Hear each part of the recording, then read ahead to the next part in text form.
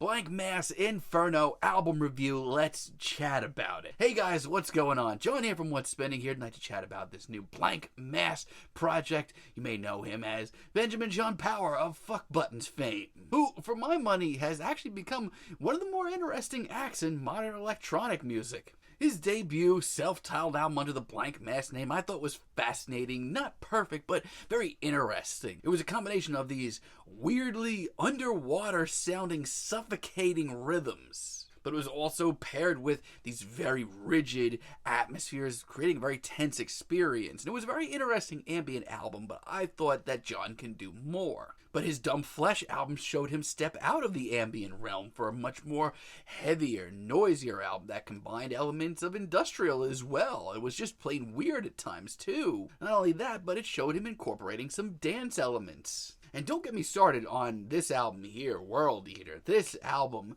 blew my freaking mind when I first heard it. And as a modern, noisy, harsh electronic music album, it's one that I often go to. It genuinely makes harsh noise and experimental music fun, even danceable, and not only that, but Silent Treatment is the best track that Blanck Mass has ever done. And Animated Violence Mild showed Power getting even closer to the dance floor, more closer than ever, while not giving up any of the teeth that he'd gotten in the last few years. Now, leading up to this new album, I didn't know what to think of it. The single that he dropped, the Star Stuff single, I thought was interesting and more back in the ambient direction, but I thought I needed to hear more of this thing. And the description leading up to this album, he said it to be almost like a field recording of sorts. I was fascinated. Let's chat about it. This album is divided into two pieces, Phase 1 and Phase 2. And I think Phase 1 is pretty sweet, just right from the intro here. This gives me major throwback vibes to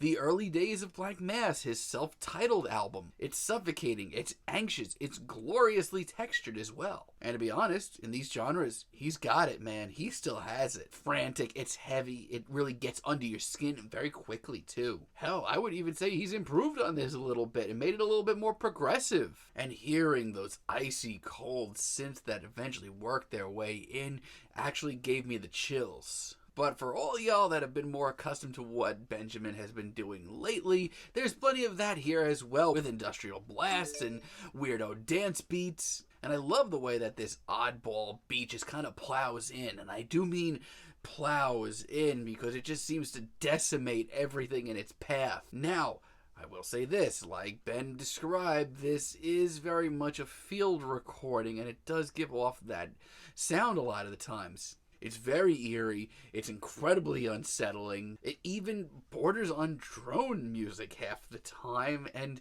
honestly, shockingly, comes out pretty beautiful too, even tear-jerking. To me, Phase 1 is everything that Blanck Mass could do still in ambient music and progressive electronics. It's gorgeous and colorful, but it's also icy and cruel, and I'm all for this. Phase 2, however, I don't know what happened. This track just let me down, and let me be perfectly clear. One thing I do love on this track is the production. Ben does great with that. It's massive and crushing and incredibly grimy, but it fizzles out a lot, and this spoken word piece that we get towards the intro, I don't know, it just seems very out of place. I mean, it's fine, it hypes me up, but it just really gets me out of the groove of what Blanck Mass is doing. And the rest of this 19-minute phase is very hit and miss. For every few minutes that we get of genuine beauty, we get just as many few minutes here of just harsh noise with no direction. And sadly, I don't really have a lot to say about it. While the first phase here